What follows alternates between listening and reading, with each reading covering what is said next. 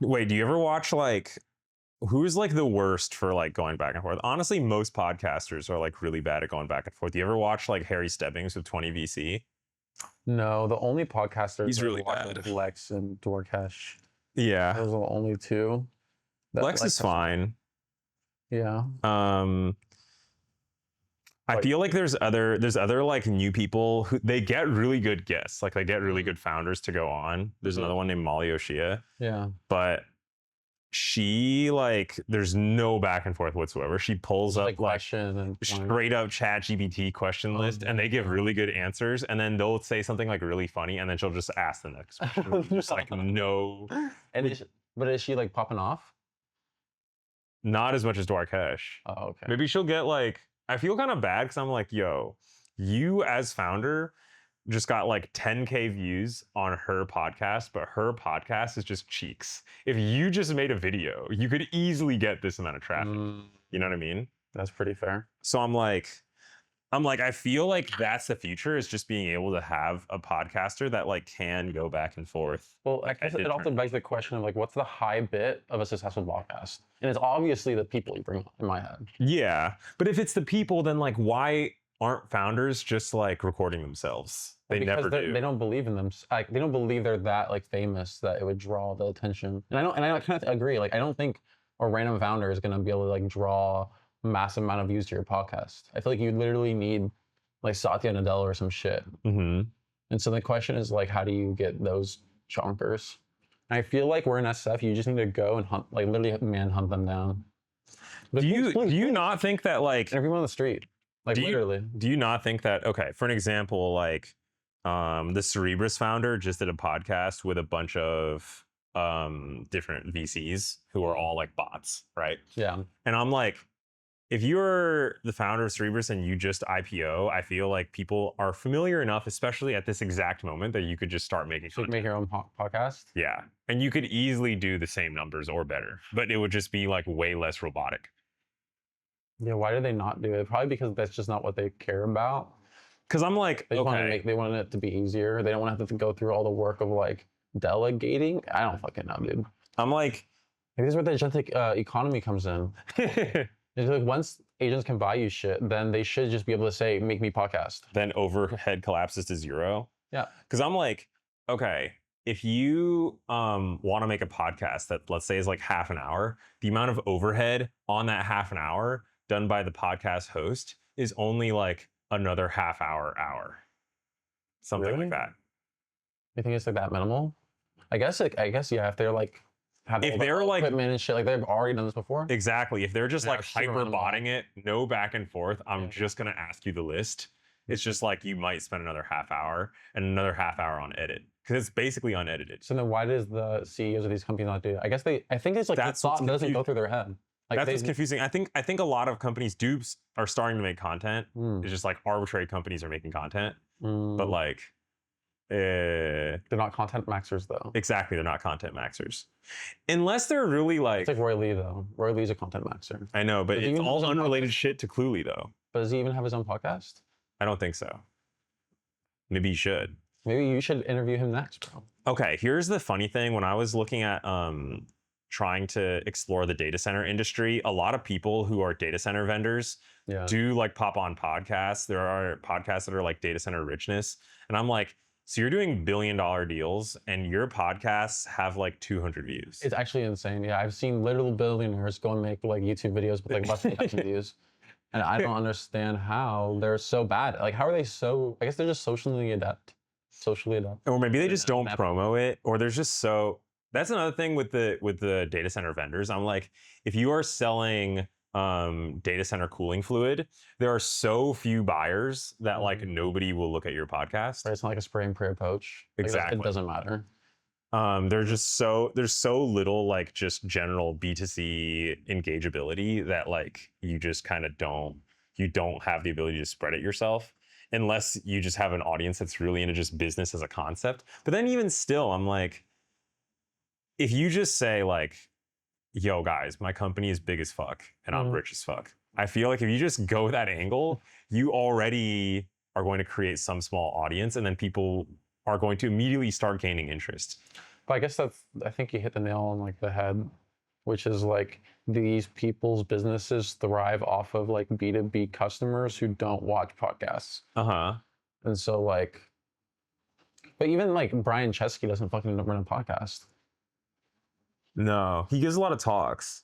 Yeah, but he doesn't have a podcast. He doesn't have a podcast? I don't think so. But like, I've never seen it. I would imagine that would be like the perfect example of someone that would maybe want to run a podcast. Have you seen Jessica Livingston's podcast? Dude, I don't use social media. It's the generational lock-in. Yeah. You should stop as well. Honestly, yeah, I have timers on all of my social media. So all my social medias combined, I give myself an hour a day. It's too much, bro. But then on that hour a day, I just have to make the playback speed go faster and faster. It's like I need There's to like consume that 4Xing content. it. Yeah, and then I'm like, okay, shit, I can't actually like just be regular browsing to look at what I want to look at. So then I have the AI pre-look at the transcript for everything to make sure that it's worth me watching. So I don't spend like 4 minutes skipping around to see if it's like worthwhile. I've thought about building my own like AI pipelines in order to curate like the most optimal content across all these different, you know. It's possible. I'm just surprised there's not an existing service like that. You know what I mean? Like I want to be able to be like, anytime Ilya and like XYZ people post content anywhere, this is my feed. This is my central feed from all of the different platforms. I don't want to have to like ingest a bunch of toxic, dumb bullshit in order to just like find this one good piece of content along the way. Okay, that actually does make sense as something that could be of value in that right now, social media algorithms want to give you like the best ranked algorithm for maybe like 0.1 cents per day per person. Okay, like that's the value of re-ranking you and your interests. But like you might value your time that day of having the best ranked shit at like $5. So if you actually exactly people paid newspapers like back in the day, like hell of money, bro. Like, comparatively to like, you know, their living wage. Yeah, like if you pay a newspaper $10 per month, then that's a third of a dollar per day. And I bet, especially now, whenever there's like 100 times more information, like the like per day value has increased. Like I personally would probably pay $10 a day to just know I'm getting like primo info. It's the same thing as like having a literal diet of food. You have like an information diet. Yeah. And yet everyone's just eating like McDonald's garbage. But I think that's actually not the issue. I think a big part of the issue is her entire podcast for you, the relevant information is only maybe like, 5 sentences. It's like 5 sentences and they're all in different parts. Yeah, and those are the nugs. Especially given, okay, if you've been following the AI space, then your ability to know everything that they're talking about is already pretty high. Like people are just like, okay, for an example, I went to the OpenRouter event a couple days ago, and this event was just ass. But like, I was like, OpenRouter is doing 1 quadrillion tokens lifetime. Okay, they're doing 1 million tokens per week. No, in fact, 1 million is only a trillion. They're doing 1,000 million. Okay, so 1 quadrillion tokens lifetime, and I'm like, the amount of insight that you can plausibly have is super high. Okay, so I was just looking to kind of capture some nugs. But was like the C-suite there, or was it just like? It was the founder. It was one of the 2 founders, and he was talking with their like early investor, and it was really just like zero value ass conversation. They were just like, we're noticing that people are like, we want a certain intelligence level, and then they're trying to lower the cost to get to that intelligence level. And that was like all he said. Okay. And I was like, wow, this insight, you could have this insight in like 2023. Like this insight is like truly valueless, you know, but I could easily imagine him dropping like 5 nuggets of like dimes, you know, that are not on the internet.